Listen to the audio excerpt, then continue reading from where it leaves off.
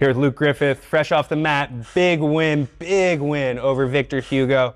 Luke, how you feeling right now, bro? I'm feeling amazing, man. Obviously, didn't look so good towards the beginning of that match, got my back taken. But like I said to you guys, prior coming into this match, I've really been working on that mental consistency. You know, even though I was in a bad spot, you know, you're never out of the fight until the fight's over. And so I was determined to get out of that position. And once I was able to turn the tide of the match almost immediately. And yeah, from there, it was game over for Victor. Unfortunately, not able to get a finish. But yeah, I'm happy with the performance.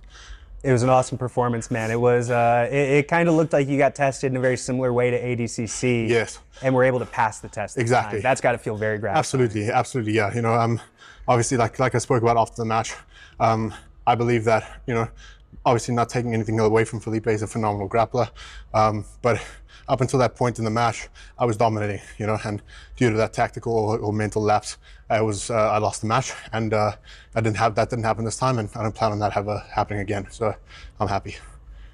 It gets said a lot in jiu-jitsu, you can't teach heart. Yeah. I feel like you showed that you kind of learned some heart, right? Yeah, absolutely. You know, quite fitting, obviously, just signed my sponsorship with Hyperfly, and that's their slogan, you know, you can't teach heart.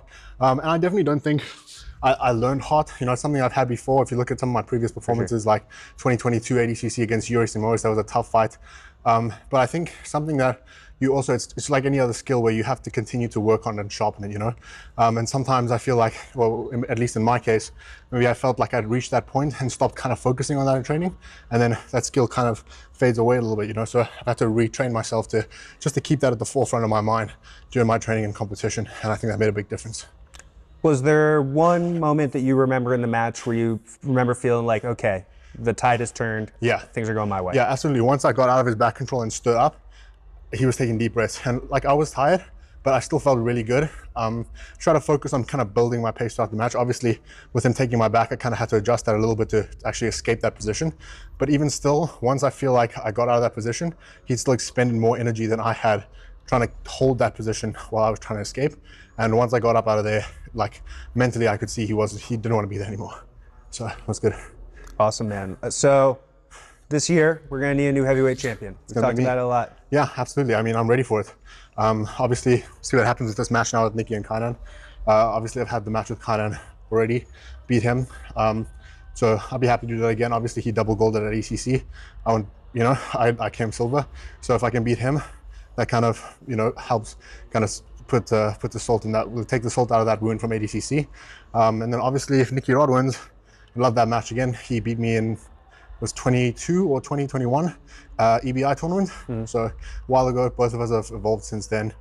So I'd love to run that back too. You know, give me the belt, I'm ready. Let me throw one more name at you, Felipe Pena. Let's do it. All right. Any of those three, I want that #1 spot. So whoever's going to give me that, that's who I want.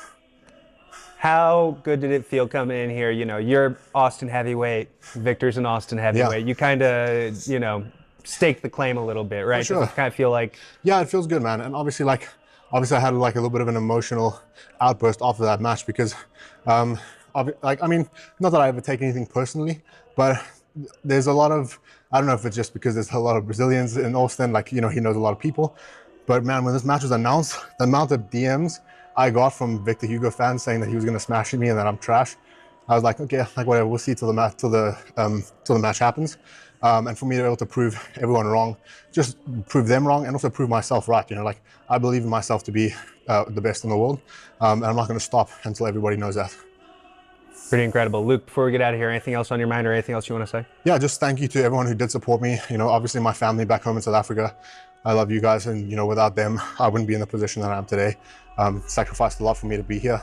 And then to my sponsors, man, Hyperfly, if you guys want some sick gear, go to Hyperfly website, get yourself some merch. And yeah, I'm looking forward to the next one. Awesome. Thank you so much, Luke.